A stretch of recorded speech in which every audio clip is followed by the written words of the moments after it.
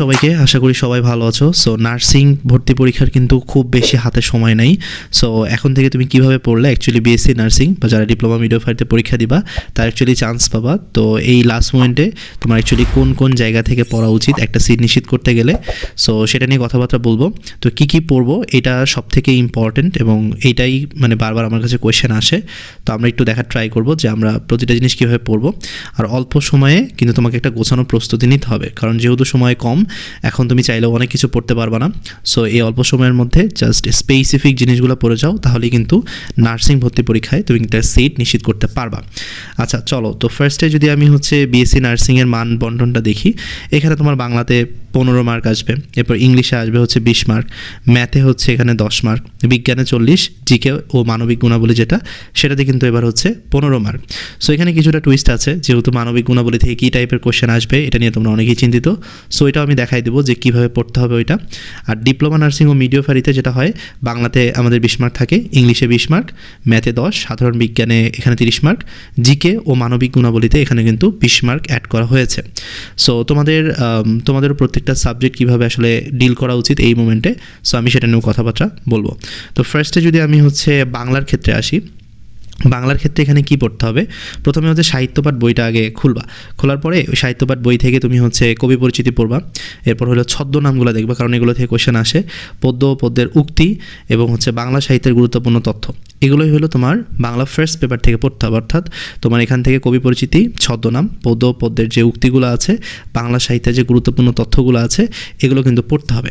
তুমি যদি কোশ্চেন একটু খেয়াল করো, কোশ্চেনে তুমি দেখবা যে এখানে তোমার রক্তকরবী কোন জাতীয় গ্রন্থ, তারপর তোমার চন্দ্রের সমার্থক শব্দ কোনটি।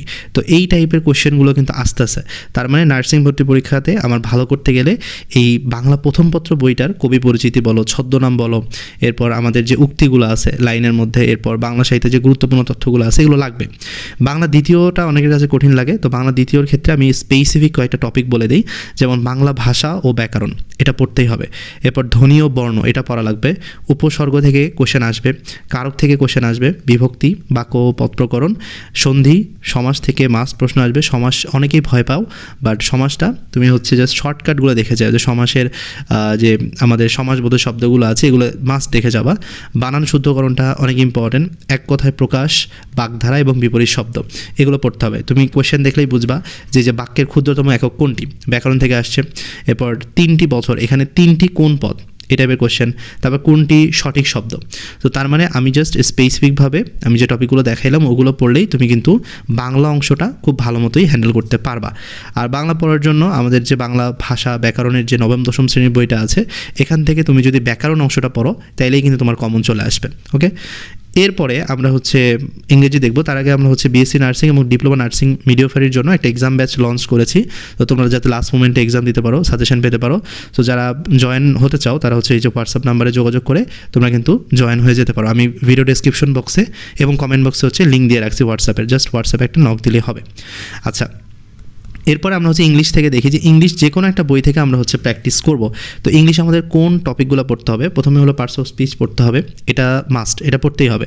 এরপর তোমাকে ভয়েস পড়তে হবে, নাম্বার এবং জেন্ডার পড়তে হবে, ন্যারেশনটা পড়তে হবে, কারণ ন্যারেশন থেকে আমরা দেখলাম রিসেন্ট টাইমে একটা কোশ্চেন আমরা কিন্তু পাই। সো যার কারণে আমাদের ন্যারেশনটা বাদ দেওয়া যাবে না। প্রিপোজিশনও আসতে পারে, আবার অ্যাপ্রোপ্রিয়েট প্রিপোজিশনও আসতে পারে। সো যদি কোশ্চেন সহজ হয় তাহলে অবভিয়াসলি তোমার এই প্রিপোজিশন থেকে কোশ্চেন থাকবে, আর যদি একটু তারা স্ট্যান্ডার্ড করতে চায় তাহলে অ্যাপ্রোপ্রিয়েট প্রিপোজিশন থাকবে। এরপরে নাউন, প্রোনাউন, ভার্ব এবং গ্রুপ ভার্ব, এগুলো পড়ে যাবা। এরপর আর্টিকেল এবং সাবজেক্ট ভার্ব এগ্রিমেন্ট থেকে কোশ্চেন থাকবে, স্পেলিং থেকে কোশ্চেন থাকবে, সিনোনিম অ্যান্টোনিম তো মাস্ট। এরপর প্রভাব ট্রান্সলেশন থেকেও একটা কোশ্চেন থাকতে পারে, আর ইডিয়ম ফ্রেজ থেকে একটা কোশ্চেন থাকতে পারে। সো যে কোনো একটা বই থেকে, তোমার হাতে যে কোচিং সেন্টারে বই থাকুক বা তুমি এতদিন যা পড়ছো ওই বই থেকেই তোমাকে কিন্তু এই টপিকগুলো পড়তে হবেই, মাস্ট। এই টপিকগুলো পড়লে আর কিছু লাগবে না নার্সিংয়ের জন্য। আর নার্সিংয়ের প্রশ্নগুলো তুমি এখানে দেখলে বুঝতে পারবে যে তোমার স্পেলিং থেকে কোশ্চেন আসে, দেন হচ্ছে তোমাদের দেখা গেছে যে কমপ্লিটিং সেন্টেন্স থেকে কোশ্চেন আসে। এখানে দেখো একটা আর্টিকেল থেকে কিন্তু তারা কোশ্চেন দিয়ে দিয়েছে। তারপর এখানে তোমার হচ্ছে ট্রান্সলেশন, যে আমি ভর্তি পরীক্ষা দিচ্ছি এটার হচ্ছে তারা ট্রান্সলেট করতে বলছে। তো তারপর হচ্ছে কারেক্ট সেন্টেন্স বের করতে বলছে। তার মানে আমি যদি এই টপিকগুলো পড়ে যাই যে কোনো একটা বই থেকে, তাহলে কিন্তু আমরা হচ্ছে কমন পেয়ে যাব। সো তোমরা চাইলে যে কোনো বই পড়তে পারো, মাস্টার, অ্যাপেক্স বা তোমার কোচিং সেন্টারে যে কোনো বই, ইংলিশ বিচিত্রা বা নার্সিং এইড, যা ইচ্ছা সেটাই পড়ো, কোনো সমস্যা নেই। বাট যেটা পড়বা জাস্ট এই টপিকগুলো মাথায় রাখবা, যে ধরো তুমি ভার্ব পড়তেছো, এখন ভার্বের আন্ডারে মিনিমাম যাতে তুমি হচ্ছে 100টা এমসিকিউ সলভ করতে পারো। অনেকে নার্সিংয়ের বিগত বছরের প্রশ্ন পড়ে, তুমি নার্সিংয়ের বিগত বছরের প্রশ্ন পড়ো, সমস্যা নেই, বাট তারপরও তোমাকে কিন্তু এখানে প্র্যাকটিস করে যাইতে হবে। আর আমাদের হচ্ছে এক্সাম ব্যাচে এক্সাম আছে, তোমরা হচ্ছে ইংলিশের উপরে এক্সাম পাবা, তো ওইটাও কিন্তু তোমরা হচ্ছে দিবা। বাংলার উপরে এক্সাম, ইংলিশের উপরে এক্সাম, তো যেগুলো আমরা এক্সাম দিয়ে রাখছি নার্সিংয়ের জন্য, ওগুলো করলে ইনাফ পরিমাণ প্র্যাকটিস কিন্তু তোমাদের হয়ে যাবে। আচ্ছা, এরপর আমরা আসি গণিত অ্যান্সার, যেহেতু তোমাদেরকে করতে হবে। সো গণিতের ক্ষেত্রে এখানে যে টপিকগুলো মাস্ট পড়তে হবে, যেমন ঐকিক নিয়ম, এখান থেকে কোশ্চেন থাকবে। গড় ও বয়স এবছর, এটা থেকে কোশ্চেন থাকবে। শতকরা, লাভ ক্ষতি এবং সূত্র, বেসিক সূত্র থেকে কোশ্চেন থাকে, একদম বীজগণিতের যে বেসিক সূত্র থাকে ওখান থেকে কোশ্চেন থাকবে। আসল এবং মুনাফা থেকে থাকবে।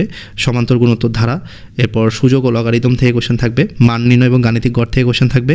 অনুপাত সমানুপাত, ক্ষেত্রফল ও পরিমাপ, লসাগু গসাগু, এটা একটু ইম্পর্টেন্ট, কারণ হচ্ছে স্পেসিফিকভাবে দেখা গেছে যে কখনো লসাগু চাইছে, আবার কখনো গসাগু চাইছে।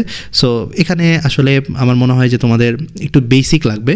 আর জ্যামিতি বিষয়ক বিভিন্ন প্রশ্ন থাকে, আমাদের জিওমেট্রির যে বেসিক কাকে বলে সংজ্ঞা, এগুলো তুমি যদি পারো তাহলে মোটামুটি এটা ধারণা করা যায় যে তোমার এই টপিকগুলো নিয়ে কোনো সমস্যা হবে না। সো এই টপিকগুলোই কিন্তু তোমাকে লাস্টবারের জন্য করে যাইতে হবে, বা এখনও যারা করো নাই তারা শেষ মুহূর্তে শুধুমাত্র এগুলোই ভালো মতো করবা। ওকে, আর নার্সিংয়ের প্রশ্নগুলো দেখলে বুঝবা যে এগুলো খুব বেশি আহামরি কঠিন কোয়েশ্চেন না, এখানে জাস্ট কী লাগবে, প্র্যাকটিস করতে হবে। তুমি যদি প্র্যাকটিস করতে পারো তাহলেই তোমার কিন্তু জার্নিটা সহজ হবে গণিতের ক্ষেত্রে। যেমন এখানে তোমাকে বর্গমূল বের করতে দিবে, তারপরে ধরো তোমাকে বলবে যে যদি তেলের মূল্য 25% বৃদ্ধি পায়, তবে তেলের ব্যবহার শতকরা কত কমালে তেল বাবদ ব্যয় বৃদ্ধি পাবে না। সো এই টাইপের কোয়েশ্চেনগুলো যেগুলোতে তোমাদের লজিক খাটাইতে হয়, সেইগুলোতে তোমার কিন্তু টপিক ভিত্তিক প্রিপারেশন নিলেই হয়ে যায়। ওকে, এরপরে আমরা হচ্ছে সাধারণ জ্ঞান অংশ দেখব। যে সাধারণ জ্ঞানের ক্ষেত্রে আমরা কি করব, তো শুধুমাত্র সিলেক্ট করা অংশটাই আমরা হচ্ছে বারবার করে পড়ে যাব। আর এখানে কিন্তু তোমাকে এক্সাম দেওয়াই লাগবে। আর এক্সাম দেওয়ার জন্য আমরা কিন্তু অলরেডি আমাদের এক্সাম ব্যাচে এই জিকের উপরে কোশ্চেন দিয়ে রাখছি, তো তোমরা হচ্ছে ওখান থেকে একটু দিয়ে নিবা, যে প্র্যাকটিসের জন্য যত এক্সাম দিবা তোমার কিন্তু ভুলগুলো বের হবে, দেন তোমার কিন্তু প্র্যাকটিসটা অনেক ভালো হবে। সো সাধারণ জ্ঞানের জন্য আমরা কী টপিকগুলো দেখব লাস্টে, এটা হলো প্রাচীন বাংলার ইতিহাস, এটা দেখতে হবে। বাংলাদেশের পরিচিতি, এই দুইটা অংশ কোনোভাবে মিস দেওয়া যাবে না, এটা দিয়ে আমরা শুরু করব। এরপর ভৌগোলিক উপনাম, বাংলাদেশের নদ নদী ও সমুদ্র বন্দর, এটা মাস্ট। এবং এবছরের জন্য সবথেকে ইম্পর্টেন্ট হচ্ছে বাংলাদেশের সংবিধান, এখান থেকে কিন্তু একটা কোশ্চেন থাকবে। এবার আন্তর্জাতিক ইস্যু ও সংস্থা, গণমাধ্যম ও খেলাধুলা। আর সাম্প্রতিক অংশতে তোমরা বিগত 3 মাসের অন্তত তোমরা সাম্প্রতিকগুলো দেখে যাও, আর আমরা এক্সামে হচ্ছে সাম্প্রতিক অংশ অ্যাড করে দিব। সো ওখান থেকেও কিন্তু তোমরা হচ্ছে লাস্ট মোমেন্টে প্র্যাকটিস করে যাবা। ওকে, সো লাস্ট 3 মাসের কোশ্চেন বলতে তুমি জানুয়ারি দেখবা, ডিসেম্বর দেখবা, নভেম্বর দেখবা, এই 3 মাসের লাস্ট সাম্প্রতিক অংশগুলো দেখলে হয়ে যাবে। আন্তর্জাতিক প্লাস হচ্ছে তোমাদের বাংলাদেশ, দুইটা মিলাই দেখলেই তোমার এখানে কমপ্লিট।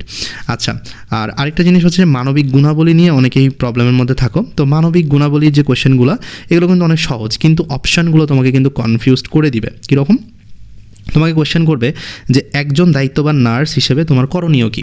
সো এই কোয়েশ্চেনটা শুনতে সহজ মনে হচ্ছে, বাট এটার যখন অপশান আসবে তখন কিন্তু তুমি একটু টেনশনে পড়ে যাবা, যে আসলেই তো যে আমার করণীয়টা কী। তারপরে এরকম একটা কোশ্চেন যে প্রকৃত দেশপ্রেমিকের মধ্যে কোন গুণ আবশ্যক।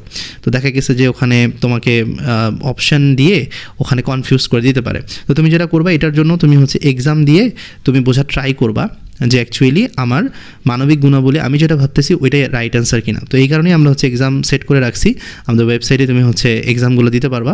সো আলটিমেটলি তোমার মানবিক গুণাবলীর ক্ষেত্রে এখানে প্র্যাকটিসের কোনো বিকল্প নাই। তুমি যত বেশি এখানে এক্সাম দিবা তোমার মানে অ্যাকুরেসি রেট তত বাড়বে। আমরা এখন নেক্সট অংশে যাই। সাধারণ বিজ্ঞান থেকে আমরা কী পড়ব, তো এখান থেকে যে টপিকগুলো আসবে, যেমন খাদ্য পুষ্টি থেকে কোশ্চেন থাকে, অণুজীববিদ্যা আছে, কোষ ও বিভাজন, এরপর রাসায়নিক বিক্রিয়া থেকে কোশ্চেন থাকে, ভৌত রাশি ও পরিমাপ থেকে কোশ্চেন থাকে, পদার্থের অবস্থা ও গঠন থেকে থাকে, অ্যাসিড খাওয়ার ক্ষমতা থেকে আমরা কোশ্চেন দেখতে পাই, কাজ ক্ষমতা ও শক্তি এবং হচ্ছে হৃদযন্ত্র। সো এগুলো করলেই কিন্তু সাধারণ বিজ্ঞানের যে টপিকগুলো আছে এগুলো কিন্তু কাভার হয়ে যায়। আর যারা হচ্ছে বিএসসি নার্সিংয়ে দিবা, তো তাদের জীববিজ্ঞান থেকে কোশ্চেন থাকবে। তো এগুলোর জন্য তোমরা কী করবা যে মেইন বুকের দাগানো অংশ পড়বা। অলরেডি আমরা ওয়েবসাইটে দিয়ে রেখেছি, এখানে হাসান স্যার এবং আজমল স্যারের যে দাগানো বইটা আছে ওইটা পড়লেই হয়ে যায়। আর রসায়নের জন্য শুধু যদি অনুশীলনীর এমসিকিউটা করে যাইতে পারো ঠিকভাবে, তাহলে কিন্তু তোমার রসায়নটাও হয়ে যাবে। আর ফিজিক্সের জন্য ইসাক স্যারের বইয়ের সারসংক্ষেপ, অর্থাৎ তুমি দেখবা বইয়ের শেষে কিছু হচ্ছে এমসিকিউ এর জন্য থিওরি থাকে, সো ওগুলা পড়লেই কিন্তু হয়ে যায়। সো থিওরি অংশটা যাতে তোমার হচ্ছে কাভার হয়ে যায়। আর ইসাক স্যারের বইয়ের সারসংক্ষেপটা এমনভাবে পড়বা যাতে ওখান থেকে কোশ্চেন আসে তুমি পারো। আর এগুলোর জন্য আমরা হচ্ছে এক্সাম দিয়ে রাখছি। তো যারা অ্যাকচুয়ালি বিএসসি নার্সিংয়ের এই ফিজিক্স, কেমিস্ট্রি, বায়োলজি নিয়ে প্যারার মধ্যে আসো, তারা ওই এক্সামটা অবভিয়াসলি দিবা। আর শেষে তো তোমাকে মাস্ট হইলো মডেল টেস্ট দিতেই হবে। মডেল টেস্ট ছাড়া কিন্তু তুমি হচ্ছে ভর্তি পরীক্ষার হলে যাবা না। মডেল টেস্ট দিয়ে দেন তুমি নিজের যে টাইম ম্যানেজমেন্ট বা নিজের যে ভুলগুলো আছে এগুলো বের করে তারপরে ভর্তি পরীক্ষার হলে যাবা। তো দেখা হচ্ছে নতুন একটা ভিডিওতে, ততক্ষণ ভালো থাকো। ধন্যবাদ সবাইকে।